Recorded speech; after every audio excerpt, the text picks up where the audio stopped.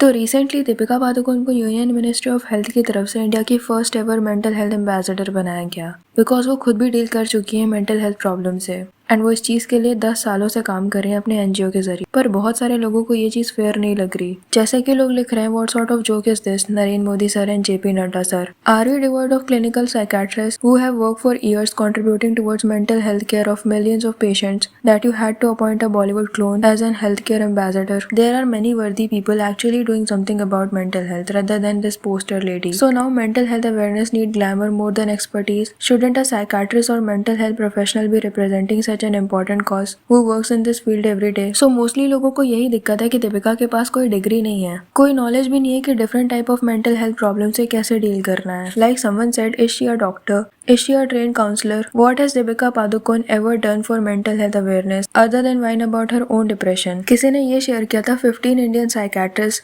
doctors, scientists listed and stand for 2025 list of world's top 2% scientists. And देखा जाए तो ये सारे लोगों की बातें बिल्कुल सही हैं, पर इस डिसीजन के फायदे और नुकसान दोनों ही हैं। आज से करीब 10 साल पहले से दीपिका ने मेंटल हेल्थ के बारे में बात करनी शुरू की है, अपना एक्सपीरियंस बताना शुरू किया था, जो कि आज के टाइम पर भी इजी नहीं है। यहाँ पर लोग जादू टोना समझ लेंगे पर मेंटल हेल्थ के बारे में बिल्कुल ध्यान नहीं देंगे। ओसीडी जैसी प्रॉब्लम्स में लोग बोलेंगे कि तुम सोचना ही खत्म कर दो, प्रॉब्लम सॉल्व हो जाएगी, जैसे कि ये चीज तो पेशेंट ने कभी ट्राई ही नहीं की होगी। सो डेफिनेटली अवेयरनेस थोड़ी बड़ी होगी जब इस बारे में एक एक्ट्रेस ने बात की होगी। एंड आज भी इतने सारे पोस्ट हो रहे हैं, चाहे नेगेटिव भी हो रहे हो, पर people are talking about it. And honestly we all know, चाहे कितने भी बड़े साइंटिस्ट अपॉइंट हो जाते, इतने मास नंबर पर लोग बात नहीं कर रहे होते तब। एंड ये भी एक मोटो हो सकता है इनको रखने का कि रीच तो है इनके पास एंड लोगों तक ये बात पहुंचेगी कि हमारी गवर्नमेंट इन चीजों को सीरियसली ले रही है। एंड बुरा साइड ये है कि ये जो फाउंडेशन है दीपिका की, उसमें उनका कितना ही रोल होगा। ये शुरू करना was definitely very thoughtful of her, पर वहाँ पर सारे डॉक्टर्स एंड एक्सपर्ट्स हैं जिनके पास 10 साल से भी ज्यादा का एक्सपीरियंस है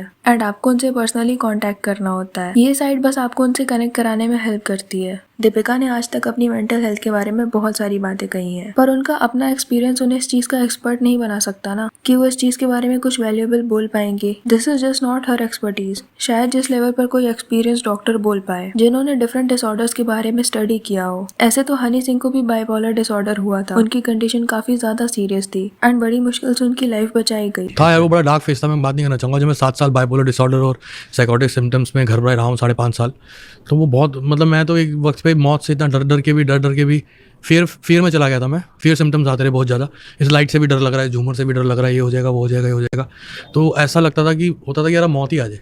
वर्ल्ड के 7 डॉक्टर लगे थे मुझ पे, 7 फ्रॉम द वर्ल्ड। मेरा केस भी बहुत ख़राब था, केस बहुत ज़्यादा ख़राब था मेरा। और शुरू के 3.5-4 साल तो समझ ही नहीं आया डॉक्टर्स को कि ये तो इसको बस दवाई खिलाते रहो, सुलाते रहो और खाना खिलाते रहो, दैट्स इट, खत्म है। पर उन्हें भी मेंटल हेल्थ एम्बेसडर बनाना सही नहीं होगा, बिकॉज वो पेशेंट है, कोई एक्सपर्ट नहीं। ऐसे फेमस लोगों को गवर्नमेंट अपने एड कैंपेन्स के लिए रख सकती है, जिससे लोगों को और ज्यादा मोटिवेशन मिलेगा कि जो प्रॉब्लम से वो डील कर रहे हैं वो बड़े स्टार्स को भी हो रही है। This would be much better. And सिर्फ इस रीजन से नहीं, रिसेंटली दीपिका को कई और रीजन से हेट मिल रही है। जैसे कई लोगों को उनका मेंटल हेल्थ के बारे में बार बार बात करना PR मूव लगता था। She was obsessed with Ranbir Kapoor even after her breakup. Interviews में वो वियर्ड हरकतें करती थी। Then she used to talk about him everywhere, जबकि रणवीर ने अपने साइड की स्टोरी कभी नहीं कही। दीपिका के और भी कई एक्स पार्टनर्स रह चुके हैं जिनको उन्होंने किसी ना किसी रीजन से छोड़ दिया। तो जब रणवीर ने उनके साथ ब्रेकअप कर लिया तो उसका इतना बड़ा मैटर क्यों बना, उनको इतना शेम क्यों किया गया कि उनकी वजह से कोई डिप्रेस्ड हो रहा है। एंड देन कॉफी विद करण का ये एपिसोड तो आपको याद ही होगा, जहाँ पर उन्होंने बताया था कि जब वो अपने नाउ हस्बैंड रणवीर सिंह को डेट कर रही थी तब she was also seeing other people, but in her mind she was committed to him. And now उनके विन डीजल के साथ भी कुछ क्लिप्स वायरल हो रहे हैं। 2017 में जब वो हॉलीवुड की मूवी कर रही थी तब के ये वीडियोस हैं। एंड एक शो में जब उनसे इस बारे में पूछा गया तब she said there is no smoke without fire. And उनकी इमेजिनेशन में वो और विन साथ में हैं, they have amazing babies and they are living together. Well, there's no smoke without fire, but it's all in my head.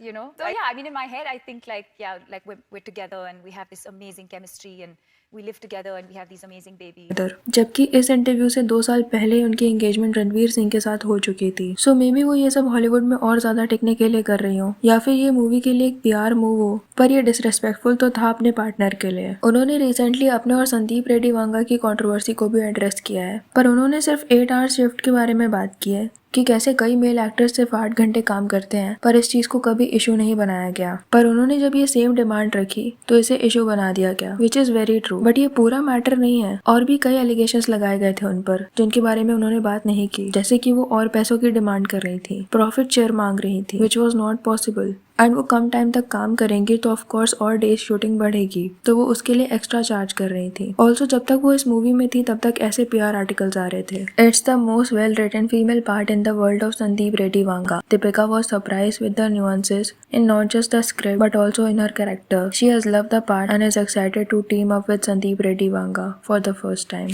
But जैसे ये news आई कि उन्हें निकाल दिया गया है and now तृप्ति डिमरी ये रोल प्ले कर रही हैं, अचानक से ये रोल सिर्फ बोल्ड कैरेक्टर हो गया जो कि दीपिका नहीं कर सकती। एंड कुछ ऐसे आर्टिकल्स भी आने लगे जिसमें मूवी की ऑलमोस्ट स्टोरी लीक हो रही थी, like Tripti Dimri plays the part of hot doctor who falls in love with Prabhas with Spirit. Sandeep Reddy Vanga will be breaking the norms of conventional romance as a doctor falls in love with cop. He has designed intense romantic moments and strong drama in Spirit. So एक तो वो अपने से junior actress को demean कर रही थी, also she was leaking the script. जबकि ऐसा तो नहीं है कि दीपिका ने कभी कोई बोल्ड सीन दिए ही ना हो, उनकी भी कई ऐसी मूवीज हैं जैसे कॉकटेल, रामलीला, हैप्पी न्यू ईयर, गहराइयां, पठान और भी बहुत सारी जिसमें उन्होंने ऐसे सीन्स दिए हैं। तो अभी अपने से जूनियर एक्ट्रेस को डिमीन करते हुए ऐसे पोस्ट करने की क्या जरूरत है। इस बारे में संदीप रेड्डी वांगा ने भी रिएक्ट किया था कि जब वो किसी एक्टर को अपनी स्टोरी नरेट करते हैं तो उस पर 100% फेथ रखते हैं। एक अनसेट NDA रूल होता है कि आप उस चीज को अपने फायदे के लिए या किसी भी रीजन से डिस्क्लोज नहीं करोगे, पर उन्होंने ये चीज की अपने से यंगर एक्ट्रेस को डिमीन करने के लिए। पर इस चीज के बारे में उनसे पूछा भी नहीं गया, उन्होंने इस चीज का आंसर ऐसे दिया, इस चीज को मेन वर्सेस वुमेन बना दिया कि मेल एक्टर्स 8 घंटे काम करते हैं, उन्हें कुछ नहीं कहा जाता, पर फीमेल एक्टर्स ने बोल दिया तो उन्हें हेट मिलने लगी। एंड ये एक्चुअली में बहुत अच्छा PR मूव है। जिन लोगों को इस चीज के बारे में बिल्कुल नहीं पता होगा वो डेफिनेटली दीपिका को सपोर्ट करने लग जाएंगे। बट अगर सिर्फ इतनी सी बात होती तो ऑडियंस शुरू से ही उनके साइड होती। 8 घंटे काम करना भी कोई कम नहीं होता है। एंड नाउ उन्होंने एक UAE का प्रमोशन किया है जिसके लिए उन्होंने हिजाब पहना है, एंड इस पर भी कंट्रोवर्सी हुई है क्योंकि सालों पहले उनका एक माई चॉइस वाला वीडियो आया था जिस पर उन्होंने हिंदू रिलीजन से रिलेटेड चीजों के ऊपर भी बोला था कि बिंदी लगाना ना लगाना उनकी चॉइस है, रिंग पहनना ना पहनना उनकी चॉइस है, वो कपड़े क्या पहने क्या नहीं पहने वो भी उनकी चॉइस है। So it was a very controversial video and ये दिखाया जा रहा था कि कैसे ये सारी पेट्रियार्कल चीजें हैं। To wear the clothes I like even as my spirit roams naked. My choice. To use cotton and silk to trap my soul is to believe you can halt the expansion of the universe. Or capture sunlight in the palm of your hand. Your mind is caged, let it free. My body is not. Let it be. The bindi on my forehead, the ring on my finger, adding your surname to mine, they're ornaments. They can be replaced.